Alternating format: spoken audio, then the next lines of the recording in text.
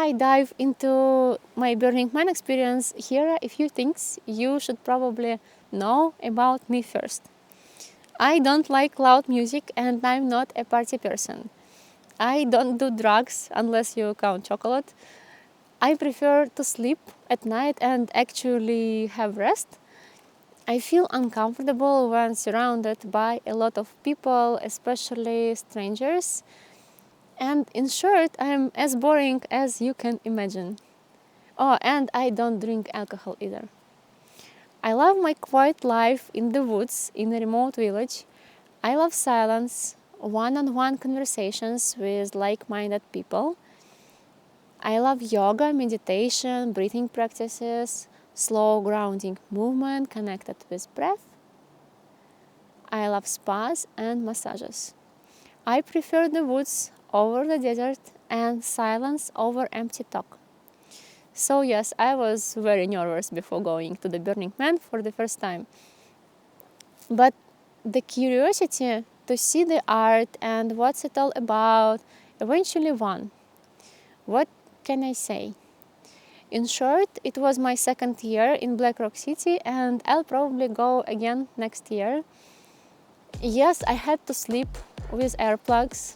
Most of the music wasn't really my thing. And during the day it was so hot that I mostly hid in the shade at workshops. Sure, there are plenty of drugs and alcohol around, that's a given. But just like in real life, you get to choose what you surround yourself with. And you also get to choose what experience you are taking part in. And what surprised me so much, no matter how different you think you are, you'll still find your people there. And after a week in Black Rock City, you suddenly really want to leave. Everything at Burning Man is breathing with creativity. And I got a couple of projects born out of the spark I got there.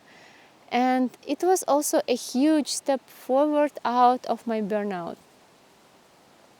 The workshops I went to were exactly the kind I always look for in normal life, but can never find. And even if I can, they usually require serious time and money commitment. Here at Burning Man, you just show up, listen, and if it's not for you, you move on to the next one. Everything is free and next to each other, which gives a great amount of flexibility. I found an absolutely amazing library, open 24/7, quiet, cool, and empty. The shelves were filled with books that mean a lot to me, and the ones that I had not read yet went straight onto my list for the future. Kumaya Library, that's a shout out for you. Riding a bicycle everywhere for a whole week was pure bliss.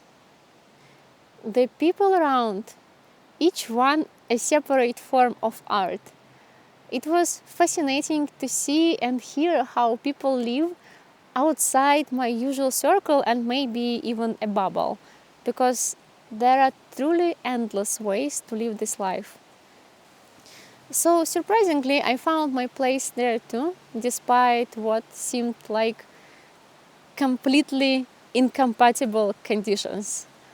Of course, it's not all sunshine and rainbows. The whole idea of Burning Man is that the conditions are harsh and that forces you to push your limits. Winds over 100 kilometers per hour, dust storms, enormous heat, but that's the place where transformations happen. And next year I'm going again. As for the dust and interesting places and the burning sun, well, that's just the tax you pay to live in Black Rock City.